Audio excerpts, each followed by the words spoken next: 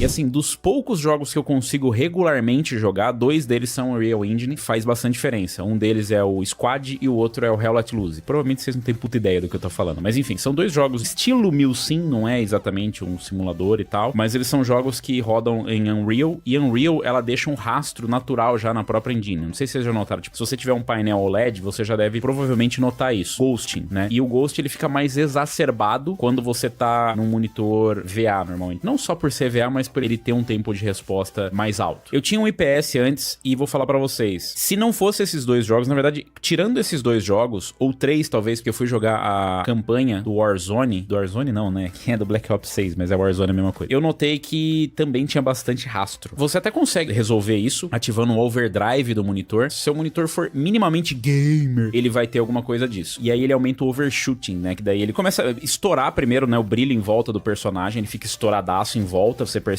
E aí ele dá um ghost inverso, tá ligado? Ele dá um ghost inverso. Enfim, problemas de primeiro mundo. Ou talvez não, porque você que vai trocar um monitor por qualquer faixa de preço, são características de painel, né? O OLED, ele não tem absolutamente nada disso. Ele não tem nenhum problema. O tempo de resposta dele é o mais baixo que tem. É absurdo. É só pra lembrar que smartphone tem OLED faz tempo já, tá, galera? Não é uma coisa assim, nossa, tecnologia alienígena. Não, os smartphones, tem vários smartphones topo de linha, né? Os flagship, que eles já têm a tela OLED. Fora isso, tem também, sei lá, o Nintendo Switch OLED. Tem um monte de coisa OLED hoje em dia, né? Mas o painel OLED, ele realmente, o monitor OLED, ele é uma coisa nova. Eu acho que começou mais recentemente com o painel de 34 ultra-wide, Alienware a popularizar. E com popularizar, entenda, aparecerem mais modelos com esses painéis. Porque a gente já tinha, por exemplo, o próprio monitor da Corsair. Corsair lançou um monitor Quad HD OLED. A LG já tinha lançado alguns, né, obviamente. Mas ele tá lentamente popularizando o OLED. Eu acho que a Pichau lançou um monitor OLED, se eu não me engano, que, tipo, esgotou em tempo recorde, porque eles conseguiram pegar um white label, né, e marcar, e o monitor painel, pelo que eu lembro, era bom, né. Aliás, esse é um ponto importante quando a gente fala de painéis. Tenho certeza que tem uma galera que já deve estar falando,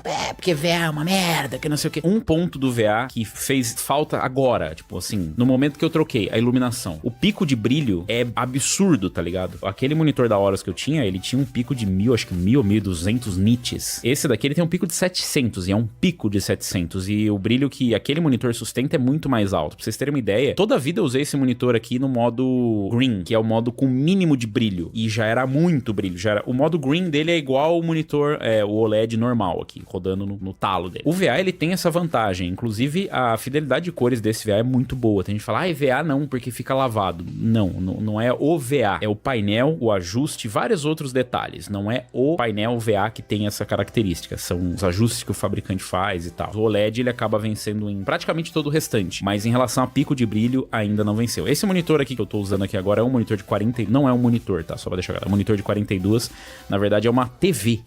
Nossa, o cara usando TV de monitor. Pois é, TV de monitor. É uma LG C2 de 42 polegadas. Como monitor, ele funciona muito bem. É uma TV de 42 polegadas, então é uma Smart TV, já vem com todas as funcionalidades que você tem numa Smart TV moderna da LG. Esse painel aqui, ele tem suporte até 144 Hz. Algumas desvantagens, por exemplo, ele não tem DisplayPort.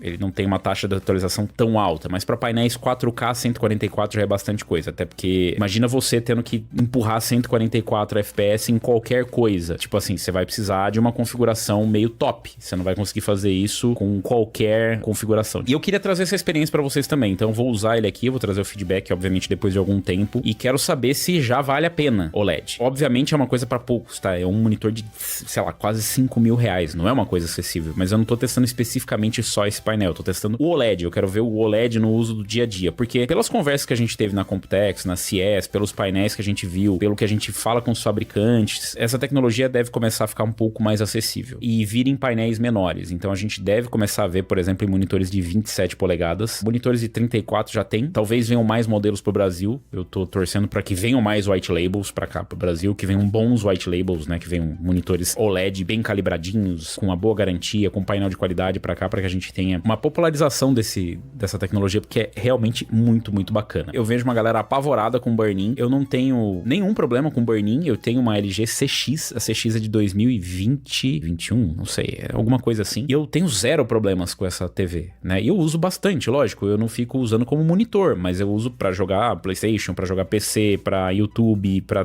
tudo. E eu não tive nenhum problema. Mas, por outro lado, isso não quer dizer que só porque eu não tive problema, as outras pessoas não vão ter. Eu usei painel IPS, usei painel TN, usei o painel VA por muito tempo. Então, esse painel VA aqui, eu acho que eu tive por um bom tempo, desde 2022, se eu não me engano. Eu fiz um vídeo recomendando, eu recomendo bastante. Claro que também é meio fora de alcance. E o mais bizarro é isso, né? Esse painel aqui de 43 da Horus, esse FV43U, ele chegou custando R$7.500. E ele é só um monitor. Ok, ele é um bom monitor. A LG C4, ela chegou a custar R$4.500, 4.400, por aí. 42 polegadas, Smart TV, HDMI 2.1, enfim, 144 Hz, tempo de resposta ridiculamente baixo e tal, muito mais barato, e OLED. Ah, mas não tem o mesmo pico de brilho? Não. Ah, mas se eu for usar de repente para trabalho, planilha o dia inteiro, não recomendo.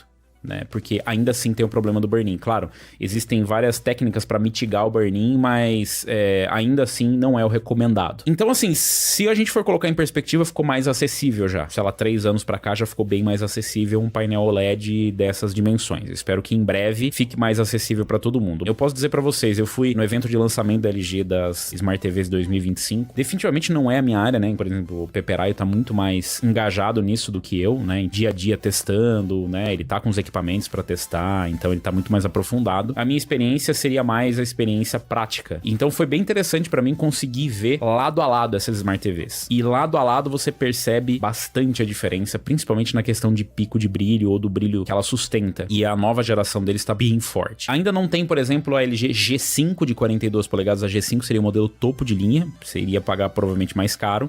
E também tem o problema de que, proporcionalmente, o painel de 42 polegadas é muito mais caro do que os outros. Pra vocês terem uma ideia, o painel de 48 ou de 55 polegadas chega a custar o mesmo preço desse painel de 42 polegadas. Pelo que a gente tem de conhecimento, seria mais relacionado ao corte do monitor, né? Quanto mais fora do comum for esse corte, o aproveitamento que você tem do painel maior, porque assim como o wafer para chip, o painel ele também é produzido em escalas gigantescas e ele é fracionado depois, ou seja, vão cortando pedaços menores. Por isso que as escalas são estranhas, sabe? Tipo 65, 55, 75, 60, enfim. Eu tive pouco tempo para conseguir jogar, de fato, nele, mas por exemplo, eu fui jogar os jogos com Unreal, Squad, Hell Let Loose e assim, é perfeito. Porque, tipo, quando você muda a câmera, né, ele não tem aquele ghost. E quando você tá jogando, por exemplo, Hell Let Loose é um jogo de FPS em mundo aberto gigantesco. Então tem horas que você sai num campo que é aberto, assim, sabe? Num campo de batalha absurdamente enorme. E, cara, os bonequinhos são desse tamanho. Porque eles estão longe. A distância é, tipo, 800 metros. Ah, mas é só pegar o scope. Não tem scope, filho. É no Iron Sights mesmo, entendeu? Você tem que puxar o fuzilzão e enxergar lá longe. Não dá. E quando você tá, né, num painel que te dá essa vantagem, vamos dizer assim, você consegue enxergar nitidamente. A nitidez que dá na Unreal ajuda muito. Eu não sei dizer se é uma vantagem ou se é uma correção de uma cagada da engine, né? Mas ela é muito granularizada, acho que é a palavra, né? É muito granular a imagem. Enquanto que se você tá num monitor com tempo de resposta baixo e tal, com um painel meio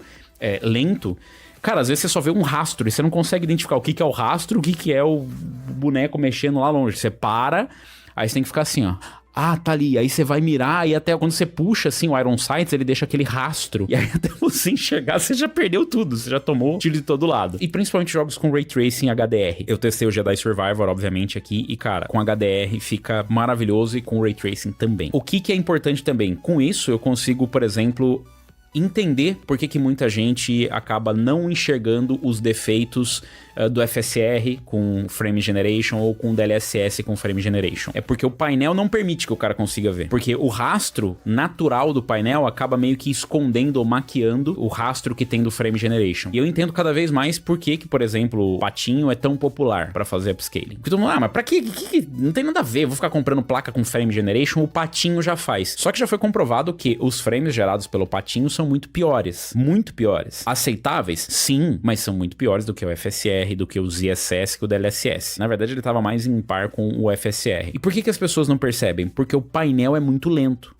O cara não joga num painel competitivo. Porque assim, quando você precisa recorrer para uma técnica de upscaling externa, mas faz frame generation vezes 100. Você pode fazer quanto você quiser. O problema é o input lag. E quando você precisa recorrer para isso é porque assim, você já tá para lá do Deus me livre, né? Tipo, você já tá no poço do desespero. Então, provavelmente é porque a tua placa de vídeo já não tá dando conta mais, né? Porque o teu setup não tá dando conta mais e claramente você não vai ter, por exemplo, sei lá, uma GTX 750 Ti rodando com um painel rápido, né? Ou com um painel que seja TN. O cara não vai conseguir enxergar porque para ele vai estar excelente.